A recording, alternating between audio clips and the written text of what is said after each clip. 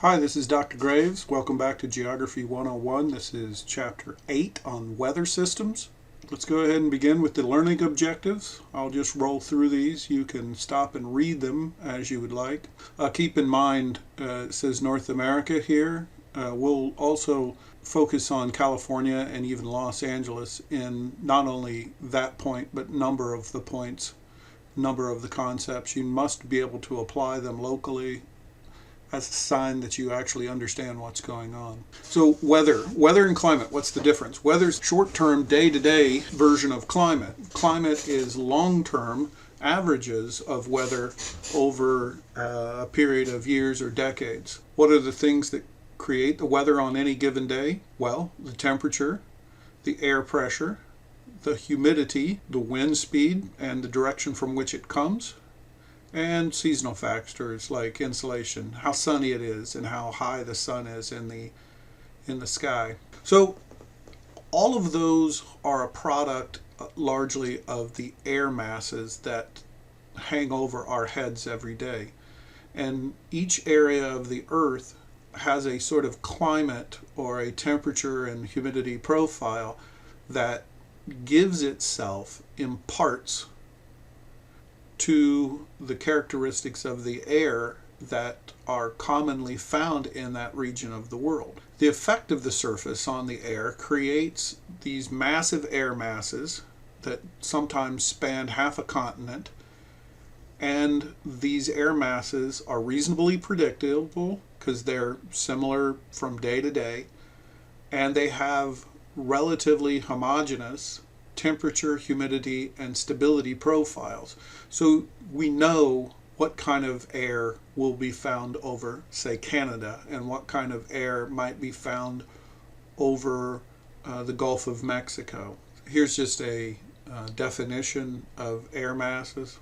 Once again, they are predictable and they have a homogeneous profile of temperature, humidity, stability, and they reflect the region from which they come until they move somewhere else. And then they begin to take on the properties of the places to which they migrate. The interactions of these massive air masses that come from different parts of the world are largely what produce the weather patterns that each place in the world experiences.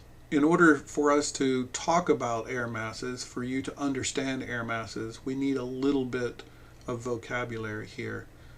The air masses are generally classified based on how wet they are and how hot they are, and that's a reflection of where they come from or their source regions. Basically, we're going to break it down into two moisture profiles, either M for maritime or wet, soggy sorts of air masses, or continental, dry, sometimes cold, but sometimes hot. They have a temperature profile that reflects, again, where they're from. You can have an Arctic air mass or a polar air mass, a tropical air mass, equatorial air mass, and an Antarctic air mass. An example of a warm and wet air mass is maritime, because it's wet, and tropical, because it's from the tropics. You could have the opposite, which would be sort of a dry continental air mass from a very cold region near the North Pole or Canada, but not all the way up there, because that would be then Arctic. A few things to keep in mind. Cold air is dense and therefore heavier than warm air, and so cold air will have a tendency to stay as much as it can against the ground. Cold air also, because it is unable to hold moisture as water vapor, is much drier than warm air. Now, warm air can be dry, cold air can be dry, but the driest air really is generally very cold. Dry air more dense, moist air less dense. So here these are the opposite of each other. Try to keep these in mind, because this will really help you understand how weather forms, fronts, thunderstorms, all of that stuff that we'll be talking about during the course of this chapter. So we're going to focus on just North America and the types of air masses that affect our weather. In the winter, our weather is affected largely by two major sources of air. One is the maritime polar, particularly here on the West Coast, we're affected by maritime polar out of the Pacific Northwestern Ocean. It's humid, and the average Pacific humidity, meaning how much water a kilogram of air has, is 4.4 grams of water per kilogram of air. The other major air mass is this one called continental polar, and it comes out of Canada largely. It is cold and dry, generally stable, meaning it's not a lot of rain in it. Notice that that this maritime polar back over here is quite unstable, and it has only a fraction, about 1/4 of the moisture. Specific humidity is about 1/4 maritime polar, and so these two fronts these two air masses interact with each other. Weaker during the winter are the maritime tropical air masses, one of which comes out of essentially the Gulf of Mexico and the southern or the tropical Atlantic Ocean. Notice that the specific humidity for this air mass is 14 grams of water per kilogram of air. A secondary source, particularly for California, of our wintertime moisture is maritime tropical. It is not quite as wet as the air mass that sits over the Gulf of Mexico, but still 10 grams per kilogram of air is pretty wet. And this is reasonably weak, so it doesn't interact as frequently with the weather pattern over the United States during the winter. During the summer months, the pattern shifts a bit, and the maritime tropical air, particularly out of the Gulf of Mexico, begins to have a much greater effect on the weather of especially eastern North America. Notice that the grams of water per kilogram have increased. The stability profile is very unstable. It's warm and very humid. The continental polar air mass has retreated a bit back into the Canadian Shield and has less effect, as does the maritime polar out of the North Atlantic and the maritime polar out of the Northern Pacific. Here in California, there is a bit of effect from the maritime tropical air mass. It has some measure of water, but it's conditionally unstable, which means that it doesn't always produce a great deal of rain, and in fact very little in Southern California. What also happens during the summer in North America is there's a continental tropical air mass that has a tendency to develop over the U.S. Southwest. It's hot, it has low relative humidity compared to its neighbors on either side.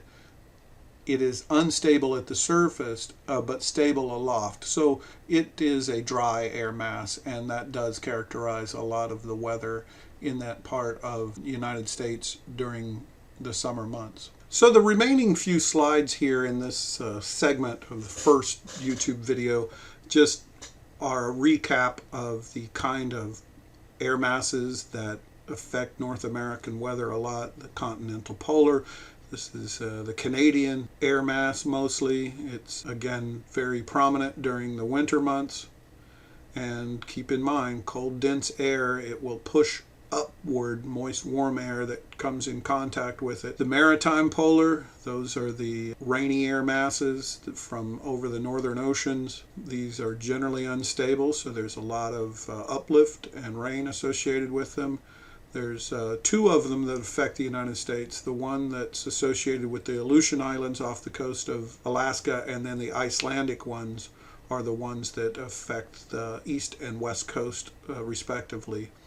Maritime tropical, that's the one out of the Gulf, and then the one, the maritime Pacific, is the one that's off the coast of California between here and Hawaii, and it affects our weather most often. It's stable, the one that affects us, to conditionally unstable, and so it has less moisture content than the one that is off the coast of Florida. Now, those air masses do change when they move from one place to the next, so you got to keep that in mind. So as the continental polar air mass comes down out of Canada, for example, and passes over the warmer and more moist lands of the U.S. Midwest, it begins to slowly take on the characteristics of the Midwestern landmass rather than Canadian landmass.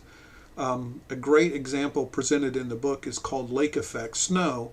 When that continental polar air mass goes over the Great Lakes, it begins to get far wetter because it's picking up a lot of that moisture off the Great Lakes. So here's how that works. The continental polar air mass blows across these lakes, and as it blows across, there is evaporation leading to creation of clouds, and then once those air masses hit land again, back up here, say in this area just east of Lake Ontario, east of Lake Erie, you have enormous snowfalls, sometimes over 120 inches a year, which is actually just average. I was accepted to graduate school in Syracuse, which is somewhere around here where this X is, and they said there was 140 inches of snow had already fallen and it was only December. I told them, no thanks, I don't think I want to go to school there. A couple of terms, leeward and windward, that you should know. On the wind side, and then leeward is on the side, on the other side where the wind is going. You can take a look at the cloud formation here in this, and this is where the snow is falling on this other side. That marks the end of section 1.